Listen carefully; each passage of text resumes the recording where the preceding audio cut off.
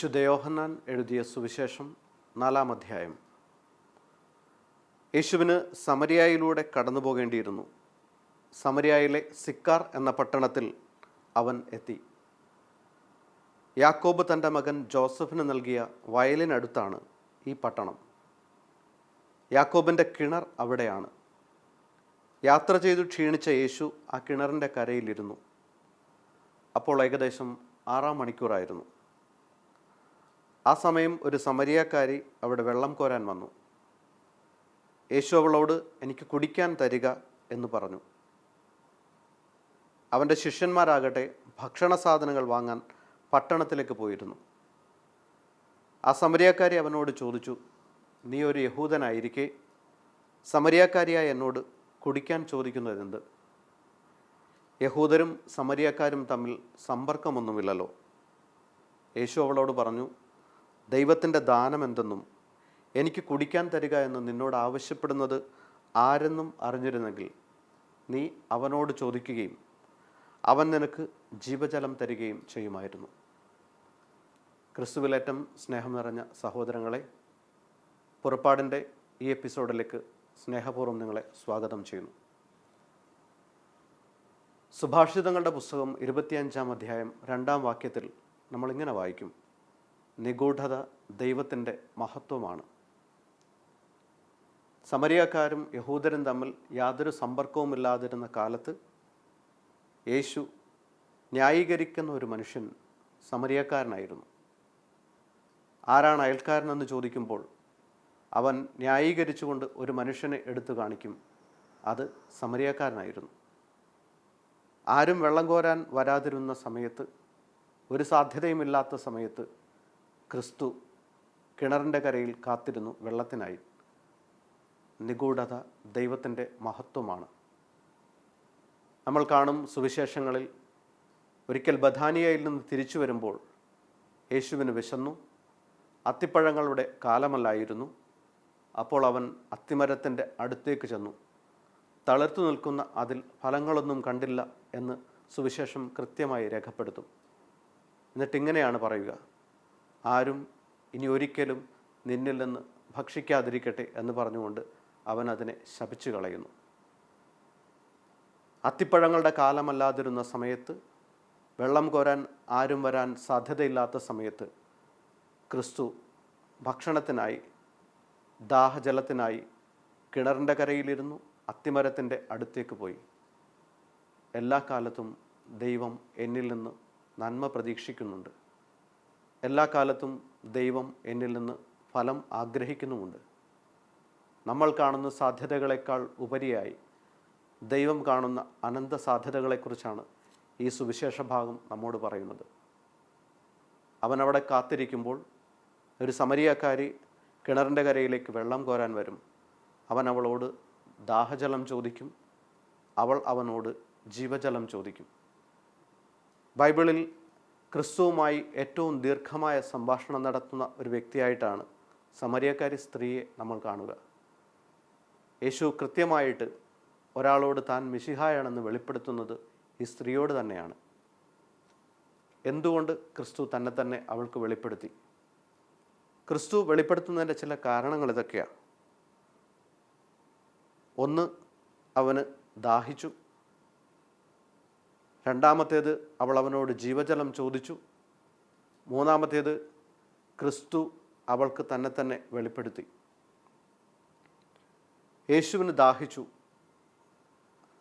മനുഷ്യനോടൊപ്പം ആയിരിക്കാൻ വേണ്ടി, മനുഷ്യനെപ്പോലെ ആയിരിക്കാൻ വേണ്ടി തന്നെ താഴ്ത്തിയ ഒരു ദൈവത്തെക്കുറിച്ച് പൗലോസ് തൻ്റെ ലേഖനത്തിൽ ഇങ്ങനെ പറയും, അവൻ ദൈവത്തോടുള്ള സമാനത മുറുകെ പിടിക്കാതെ തന്നെ താഴ്ത്തി മനുഷ്യൻ്റെ രൂപം സ്വീകരിച്ചു. മരണത്തോളം, കുരിശുമരണത്തോളം അവൻ ശൂന്യനായി തീർന്നു, അനുസരണമുള്ളവനായി തീർന്നു. ആത്മാവിന് അനുസരിച്ച് ജീവിക്കാൻ വേണ്ടിയിട്ട് ഈ സ്ത്രീയെ പ്രേരിപ്പിക്കുന്ന ക്രിസ്തു ആത്മാവിനനുസരിച്ചാണ് താൻ ജീവിക്കുന്നതെന്ന് ഈ സുവിശേഷ ഭാഗത്തിൽ ശിഷ്യന്മാരോട് വെളിപ്പെടുത്തുന്നുണ്ട്. ഈ സുവിശേഷ ഭാഗത്തിൻ്റെ അവസാനത്തോടടുക്കുമ്പോൾ ഭക്ഷണത്തിന് വേണ്ടിയിട്ട് ശിഷ്യന്മാർ പട്ടണത്തിലേക്ക് പോയിരുന്നിട്ട് തിരികെ വരുമ്പോൾ അവനോട് ചോദിക്കും, ഗുരു വന്ന് ഭക്ഷണം കഴിക്കുക എന്ന്. അവൻ പറയും, നിങ്ങളറിയാത്ത ഭക്ഷണം എനിക്കുണ്ടെന്ന്. ആരെങ്കിലും ഇതിന് ഭക്ഷണം കൊണ്ട് കൊടുത്തിരിക്കുമോ എന്നവർ സംശയിക്കുമ്പോൾ സുവിശേഷത്തിലൂടെ ക്രിസ്തു ഇങ്ങനെ വെളിപ്പെടുത്തും, നിങ്ങളറിയാത്ത ഭക്ഷണം എനിക്കുണ്ട്, എന്നെ അയച്ചവൻ്റെ ഇഷ്ടം നിറവേറ്റുകയാണ് എൻ്റെ ഭക്ഷണമെന്ന്. അതായത്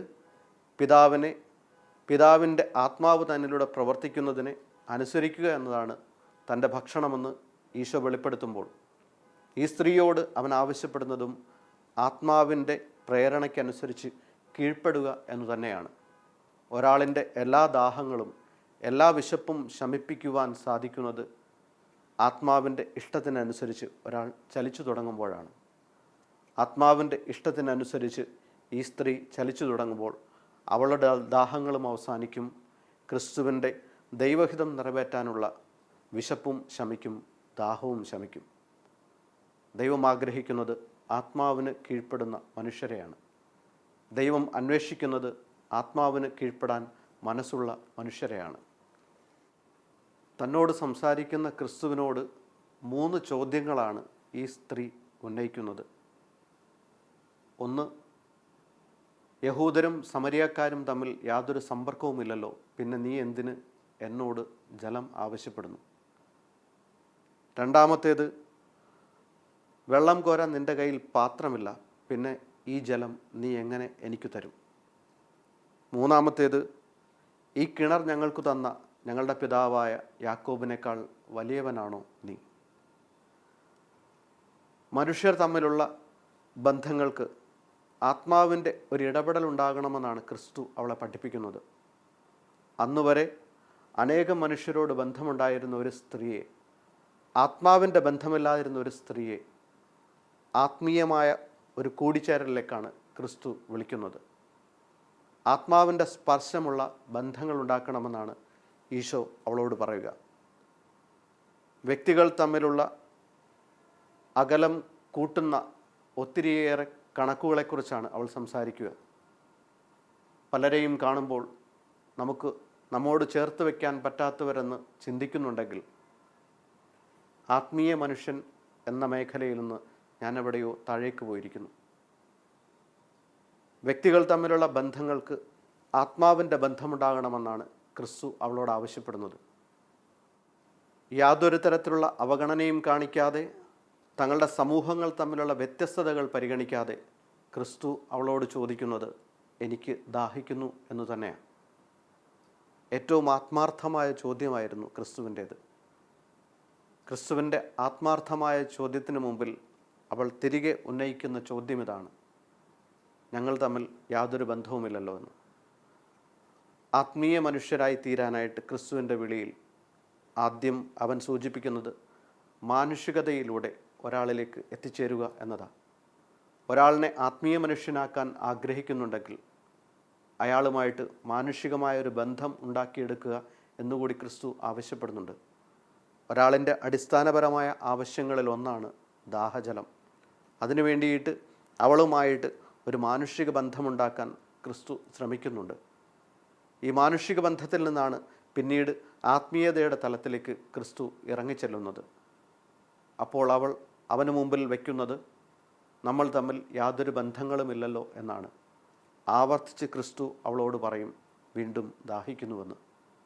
മാനുഷിക ബന്ധങ്ങളിലൂടെ മനുഷ്യരെ ദൈവത്തിങ്കലേക്ക് അടുപ്പിക്കാമെന്നൊരു സൂചന ക്രിസ്തു ഇതിൽ നൽകുന്നുണ്ട്.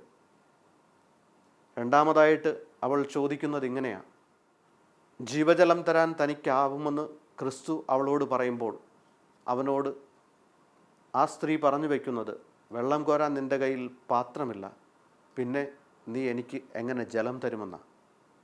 ഒത്തിരി അസാധ്യതകളെക്കുറിച്ചാണ് അവൾ സംസാരിക്കുന്നത്. ക്രിസ്തുവിനെ വളരെ ബാഹ്യമായിട്ട് മാത്രം നോക്കിക്കാണുന്ന ഒരു സ്ത്രീ. നമ്മൾ പലപ്പോഴും മനുഷ്യരെ വിധിക്കുന്നതും ഇങ്ങനെ തന്നെയാണ്. ക്രിസ്തുവിൻ്റെ കയ്യിൽ പാത്രമില്ലെന്ന് അറിഞ്ഞിട്ട് ബാഹ്യമായിട്ട് കണ്ട് അവനെ വിധിക്കുന്ന ഈ സ്ത്രീ പിന്നീട് അവനെക്കുറിച്ച് പറയുന്നത്, നീ പ്രവാചകനാണെന്ന് ഞാൻ അറിയുന്നു, പിന്നീട് അവനൊരു നല്ല മനുഷ്യനാണെന്ന് സംസാരിക്കുന്നു. ഇങ്ങനെ പല കാര്യങ്ങളും പറഞ്ഞു വയ്ക്കുന്നുണ്ട്. നമ്മുടെ ആദ്യത്തെ വിധികളൊന്നും സത്യമാവണമെന്നില്ല. അവൾ ആദ്യം അവനെക്കുറിച്ച് പറഞ്ഞു വയ്ക്കുന്നതിനേക്കാൾ ഉപരിയായിട്ട് ഒരു നല്ല മനുഷ്യനായിട്ട് അവനെ കാണാൻ തുടങ്ങുന്നു. പ്രവാചകനായിട്ട് കാണാൻ തുടങ്ങുന്നു. ഇവനായിരിക്കുമോ ക്രിസ്തു എന്ന സന്ദേഹത്തിലേക്ക് വരെ ഇവൾ എത്തിച്ചേരുന്നുണ്ട്.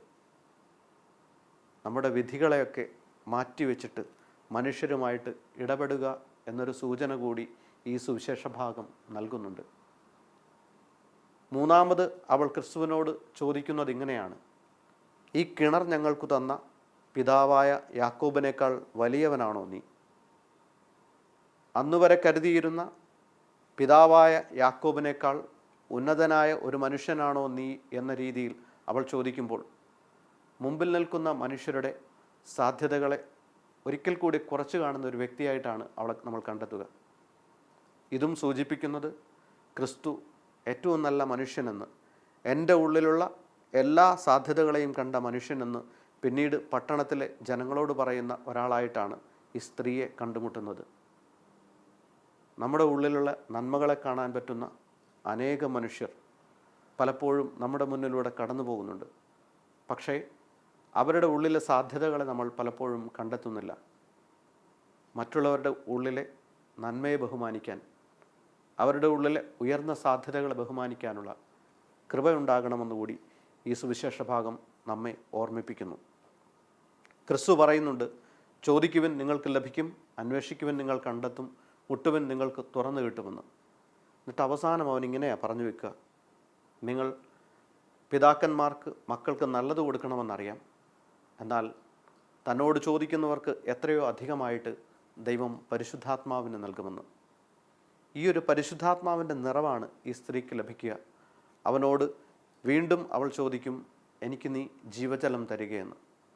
അപ്പോൾ ക്രിസ്തു അവളെ തിരുത്തിക്കൊണ്ട് പറയും, നീ വീട്ടിൽ പോയിട്ട് നിൻ്റെ ഭർത്താവിനെ കൂട്ടിക്കൊണ്ടുവരിക എന്ന്. ആത്മാവ് നൽകുന്ന ഒരു തിരുത്തലിനെക്കുറിച്ച് കൂടി ഈ സുവിശേഷ ഭാഗം പറയുന്നുണ്ട്. പരിശുദ്ധാത്മാവ് പാപത്തെക്കുറിച്ചും നീതിയെക്കുറിച്ചും ന്യായവിധിയെക്കുറിച്ചും പഠിപ്പിക്കുമെന്നും ഈ ആത്മാവ് അവളുടെ ഉള്ളിലേക്ക് കടന്നു ചെല്ലുവാൻ അവളെ പ്രേരിപ്പിച്ചുവെന്നും ക്രിസ്തുവിൻ്റെ സംഭാഷണം നമ്മോട് പറഞ്ഞു വയ്ക്കുന്നുണ്ട്. അവൾ തിരിഞ്ഞു നോക്കുന്നത് തന്നിലേക്ക് തന്നെയാണ്. അവളും ക്രിസ്തുവുമായുള്ള സംഭാഷണത്തിനിടയിൽ ക്രിസ്തു അവളോട് പറഞ്ഞു വെക്കുന്നത് ഇങ്ങനെയാണ്: നീ വീട്ടിൽ പോയിട്ട് നിൻ്റെ ഭർത്താവിനെ കൂട്ടിക്കൊണ്ടുവരിക. ഏറ്റവും നിസ്സാരമായിട്ട് അവൾ പറഞ്ഞു വെച്ചു, എനിക്ക് ഭർത്താവില്ല എന്ന്. യേശു അവളോട് വളരെ സൗമ്യമായി പറഞ്ഞു, നിനക്ക് ഭർത്താവില്ല എന്ന് നീ പറഞ്ഞത് സത്യം തന്നെയാണ്. നിനക്ക് 5 ഭർത്താക്കന്മാരുണ്ടായിരുന്നു, ഇപ്പോഴുള്ളവൻ നിൻ്റെ ഭർത്താവുമല്ല. പ്രഭാഷകൻ്റെ പുസ്തകത്തിൽ നമ്മൾ ഇങ്ങനെ വായിക്കും: മനുഷ്യന് ദൈവം പഞ്ചേന്ദ്രിയങ്ങൾ നൽകി, 6ാമതായി മനസ്സും. ബാഹ്യേന്ദ്രിയങ്ങളുടെ വ്യാപാരത്തെ വ്യാഖ്യാനിക്കാൻ അവിടുന്ന് അവന് യുക്തിബോധവും നൽകി. ക്രിസ്തുവിനോട് സംസാരിക്കുന്ന ഈ സ്ത്രീ പഞ്ചേന്ദ്രിയങ്ങളുടെ ആഗ്രഹങ്ങളെ മുഴുവൻ തൃപ്തിപ്പെടുത്താൻ നടന്നിരുന്ന അവൾ മനസ്സിൻ്റെ എല്ലാ ആഗ്രഹങ്ങളും പൂർത്തീകരിക്കാനായിട്ട് ശരീരത്തിൻ്റെ തലത്തിലേക്ക് മാത്രം ഇറങ്ങി വരികയായിരുന്നു.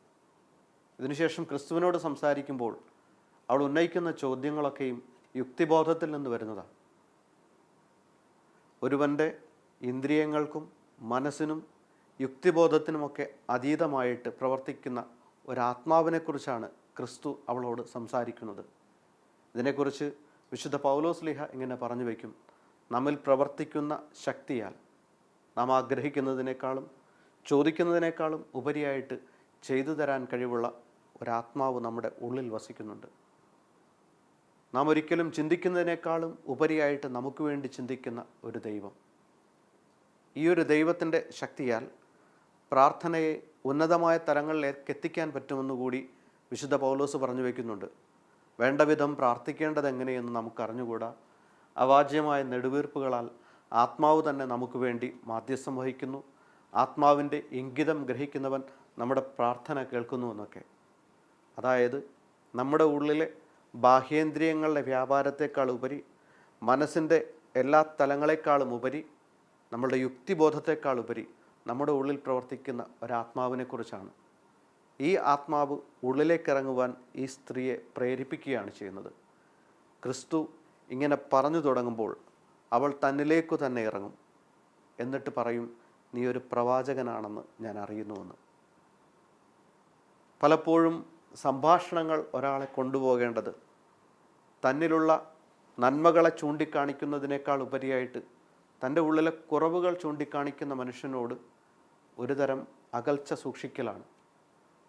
അഗസ്റ്റിൻ ഇങ്ങനെ പറഞ്ഞു വെക്കും, നീ ഒരു നല്ല മനുഷ്യനെ തിരുത്തുക, ഒരുപക്ഷെ അവൻ നിന്നെ ആദ്യം സ്വീകരിച്ചെന്ന് വരില്ല.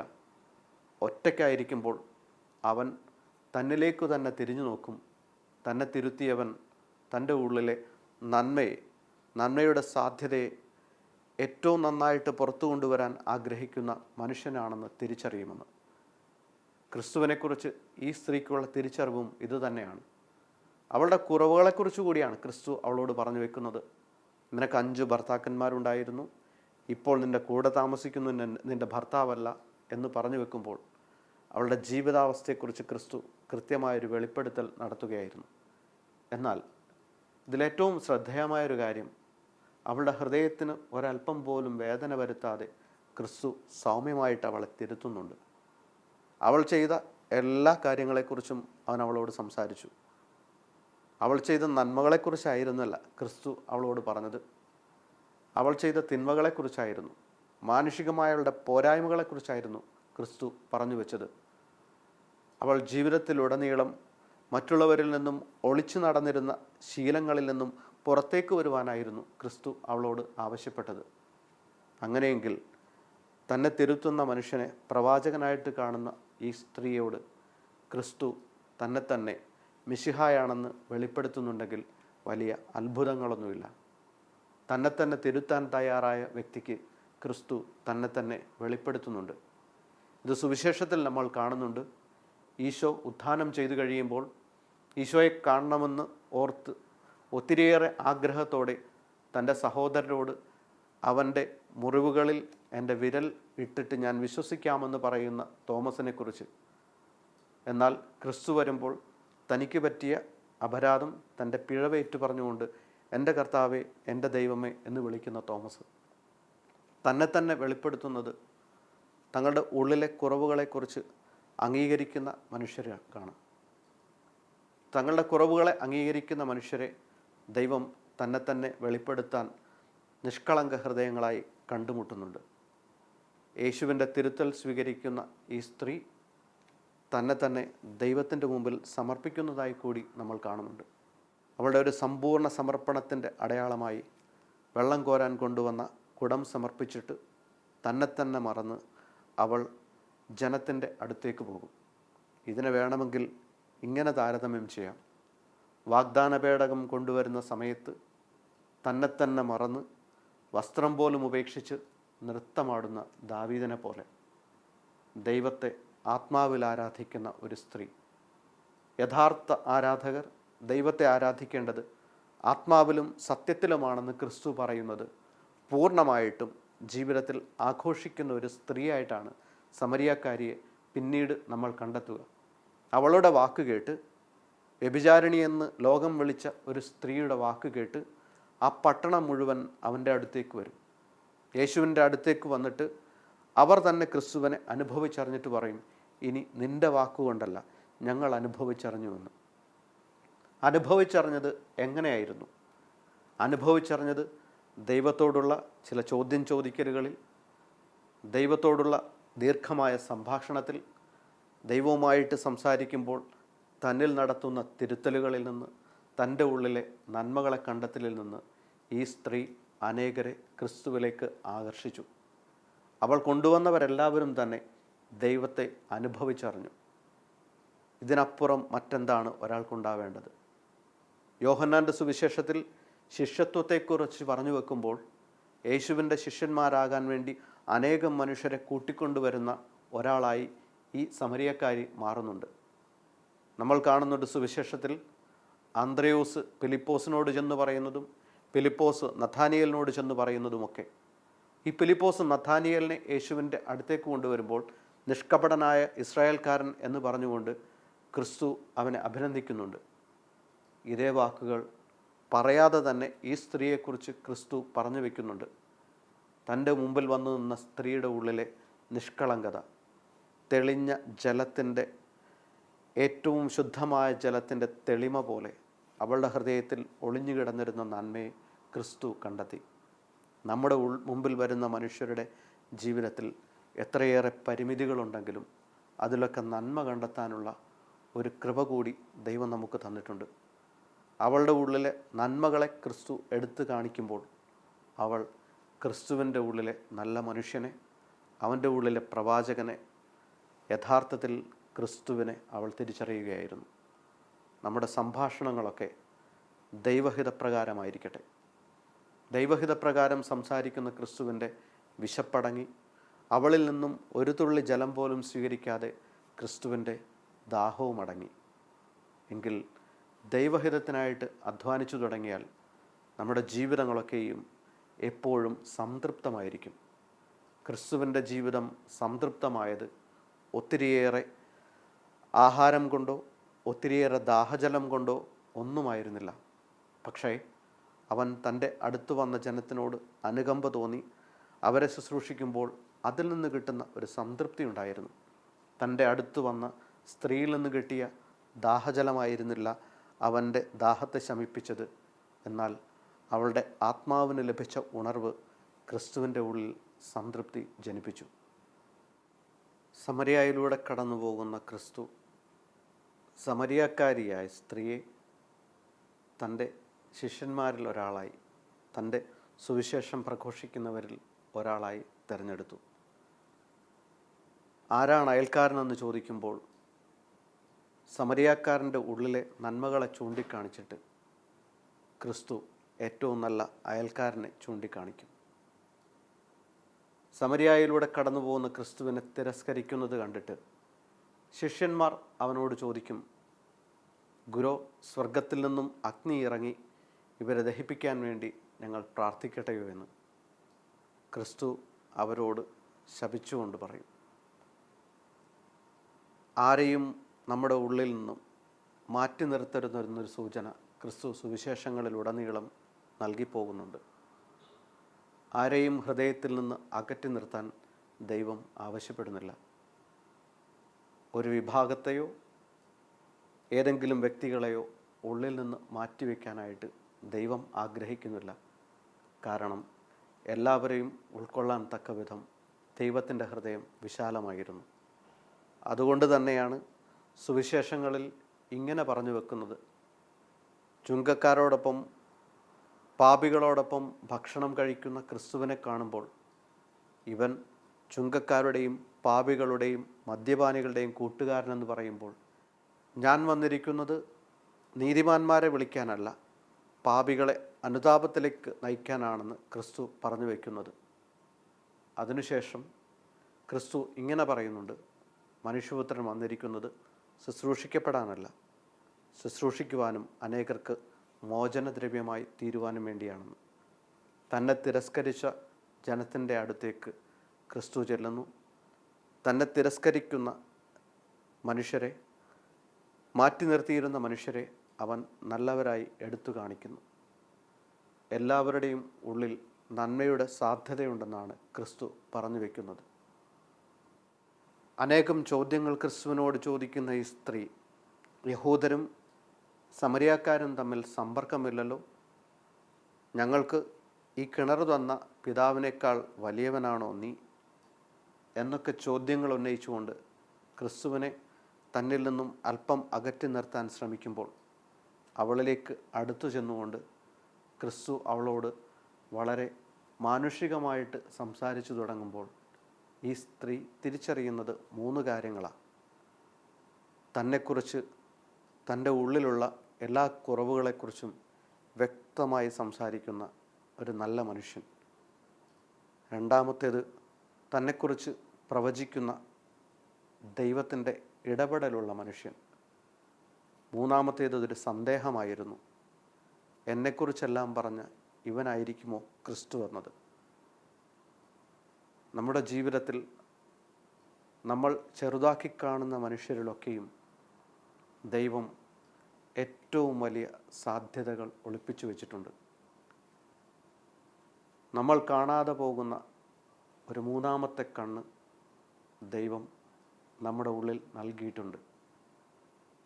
ഇത് പഞ്ചേന്ദ്രിയങ്ങൾക്കോ മനസ്സിനോ യുക്തിബോധത്തിനോ മനസ്സിലാക്കാൻ പറ്റാത്ത ആത്മാവിൻ്റെ ഒരു സ്പർശമാണ്. ഈ ആത്മാവിൻ്റെ സ്പർശത്തിലൂടെയാണ് തൻ്റെ മുമ്പിലേക്ക് വരുന്ന നഥാനിയേലിനെ ക്രിസ്തു നിഷ്കപടനെന്ന് വിളിക്കുന്നത്. നന്മ ചെയ്യുന്ന സമരിയക്കാരനെ നല്ല അയൽക്കാരനെന്ന് വിളിക്കുന്നത്. പാപിനിയായ വ്യഭിചാരിണിയായ സമരിയക്കാരിയെ തൻ്റെ സുവിശേഷം പ്രസംഗിക്കുന്ന വ്യക്തിയാക്കി മാറ്റുന്നത്. ക്രിസ്തു എല്ലാവരിലും സാധ്യതകൾ കണ്ടു. അവൻ്റെ അടുത്തേക്ക് സംസാരിക്കാൻ വന്ന ഈ സ്ത്രീ പതിയെ പതിയെ ക്രിസ്തുവിനെ തിരിച്ചറിയുന്നു. വചനം ഇങ്ങനെ ഓർമ്മിപ്പിക്കും, സംസാരിച്ചുകൊണ്ടിരിക്കുന്നവനെ നിരസിക്കാതിരിക്കുവാൻ ശ്രദ്ധിക്കുവാനെന്ന്. നമ്മോട് സംസാരിക്കുന്ന മനുഷ്യരിൽ നിന്ന് ദൈവത്തിൻ്റെ ആത്മാവിൻ്റെ സ്പർശനം എപ്പോഴാണ് വരുന്നതെന്ന് നമുക്ക് പോലും തിരിച്ചറിയാനാവില്ല. വചനം വീണ്ടും ഓർമ്മിപ്പിക്കും, നീ ഇടത്തേക്കോ വലത്തേക്കോ തിരിയുമ്പോൾ പിന്നിൽ നിന്നൊരു സ്വരം കേൾക്കും, ഇതാണ് വഴി, ഇതിലേ പോവുക എന്ന്. ദൈവം ഇങ്ങനെയുള്ള ചില ഓർമ്മപ്പെടുത്തലുകൾ നടത്തുന്നത് നമ്മോട് സംസാരിച്ചു കൊണ്ടിരിക്കുന്ന വ്യക്തികളിലൂടെ തന്നെയാണ്. നമ്മോട് സംസാരിക്കുന്നവരുടെ ഉള്ളിലെ മഹത്വം തിരിച്ചറിയാനുള്ള കൃപയ്ക്ക് വേണ്ടിയിട്ട് നമുക്ക് പ്രാർത്ഥിക്കാം. സുവിശേഷ ഭാഗത്തിൻ്റെ അവസാനത്തോടടുക്കുമ്പോൾ ക്രിസ്തുവിൻ്റെ അടുത്ത് വന്ന് ഭക്ഷണം കഴിക്കാൻ പറയുന്ന ശിഷ്യന്മാർ അത്ഭുതപ്പെടും. അവനാരെങ്കിലും ഭക്ഷണം കൊണ്ടുവന്ന് കൊടുത്തിട്ടുണ്ടാകുമോ എന്ന് അവർ സംശയിക്കും. ക്രിസ്തു പറയും, എന്നെ അയച്ചവൻ്റെ ഇഷ്ടം നിറവേറ്റുകയാണ് എൻ്റെ ഭക്ഷണമെന്ന്. മറ്റുള്ളവരെ അത്ഭുതപ്പെടുത്തിക്കൊണ്ട് വെള്ളം കോരാൻ വന്ന സ്ത്രീ കുടം അവിടെ വെച്ചിട്ട് ക്രിസ്തു ആരാണെന്ന് പ്രഘോഷിച്ചു തുടങ്ങും. ഒരു വ്യഭിചാരിണിയുടെ വാക്ക് കേട്ട് ഒരു പട്ടണം മുഴുവൻ ദൈവാനുഭവത്തിലേക്ക് വരും. ദൈവഹിതം നിറവേറ്റാനായിട്ട് ഒരാൾ ശ്രമിച്ചാൽ ദൈവഹിതം നിറവേറ്റുന്ന അനേകം മനുഷ്യരെ സൃഷ്ടിക്കാനാവും. ദൈവഹിതം നിറവേറ്റുന്ന ക്രിസ്തു, ദൈവഹിതം നിറവേറ്റാൻ ആഗ്രഹിച്ച ക്രിസ്തു തന്നിഷ്ടം മാറ്റി ദൈവത്തിന് വേണ്ടി ജീവിക്കാനായിട്ട് വ്യഭിചാരിണിയെ നേടി. ഈ വ്യഭിചാരിണി തൻ്റെ ഇഷ്ടങ്ങളെ മാറ്റിവെച്ചുകൊണ്ട് ദൈവത്തിനായി ജീവിച്ചു തുടങ്ങുമ്പോൾ ഒരു പട്ടണത്തെ മുഴുവൻ ദൈവത്തോട് ചേർത്ത് വയ്ക്കുന്നു. ദൈവഹിതത്തിന് കീഴ്പ്പെടാനുള്ള കൃപയ്ക്കായിട്ട് നമുക്ക് പ്രാർത്ഥിക്കാം. ദൈവം നിങ്ങളെ അനുഗ്രഹിക്കട്ടെ.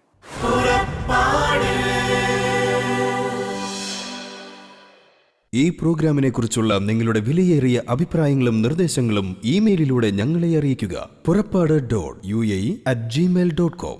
പരിശുദ്ധാത്മവരങ്ങളാലെന്നും ഹൃദയത്തിനകതാരു നിറയ്ക്കും യാത്ര.